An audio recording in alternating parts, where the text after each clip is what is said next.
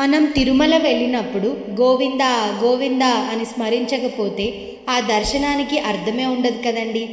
Queue లైన్లో ఉన్నప్పుడు గట్టిగా గోవింద గోవింద అనే నామస్వరాలు వింటే తెలియని తన్మయత్వానికి గురవుతాం. అసలు స్వామివారిని గోవింద అని ఎందుకు పిలుస్తారు, ఆ పేరు ఎలా వచ్చింది అన్న విషయాలు చాలామందికి తెలియదు. గోవింద అని భక్తుల చేత పిలిపించుకోవడానికి ఆ కలియుగ దైవం వెంకటేశ్వర స్వామివారు కొండ దిగి వచ్చారని మీకు తెలుసా? ఆ డీటెయిల్స్ అన్నీ ఈ వీడియోలో చూసి తెలుసుకుందాం. ఒకనాడు వెంకటేశ్వర స్వామివారు అగస్త్య మహాముని ఆశ్రమానికి వెళ్తారు. అగస్త్యమునితో, నా పేరు శ్రీనివాస అంటారు. మీ ఆశ్రమంలో చాలా గోవులు ఉన్నాయని విన్నాను, అందులో ఒక దానిని నాకు ఇవ్వరా అని వెంకటేశ్వర స్వామివారు అగస్త్య మహామునిని అడుగుతారు.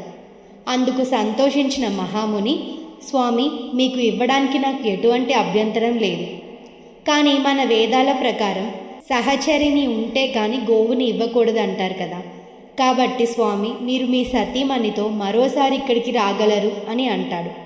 సరే అలాగే అని స్వామివారు వెళ్ళిపోతారు. అదును చూసుకొని సరిగ్గా మహాముని ఆశ్రమంలో లేని సమయాన స్వామివారు పద్మావతి అమ్మవారి సమేతంగా ఆశ్రమానికి చేరుకుంటారు.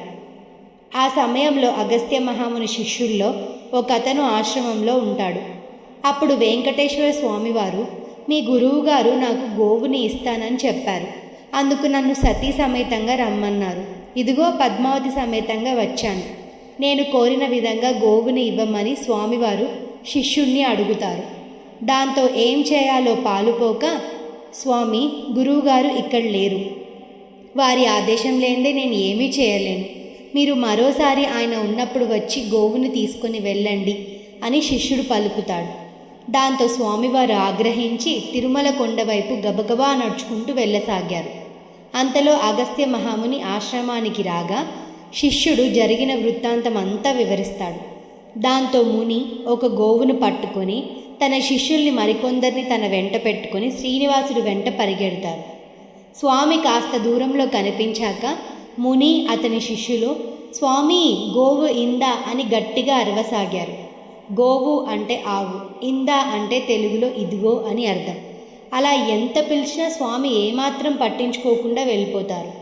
ఆయన్ని ఎలాగైనా ఆపడానికి వారు ఇంకా గట్టిగా అరవడం మొదలు పెడతారు. స్వామి గోవింద, స్వామి గోవింద, స్వామి గోవింద అని ఇంకా గట్టిగా అరవసాగారు. స్వామి గోవిందా గోవిందా అని అరుస్తూ ఉండగానే స్వామివారు ఆలయానికి వెళ్ళి అదృశ్యమైపోతారు. ఆ స్వామివారికి గోవింద అన్న నామం ఎంత ఇష్టం కాకపోతే అలా గోవింద అని భక్తుల చేత పిలిపించుకోవడానికి ఆయనే కొండ దిగి వస్తారు.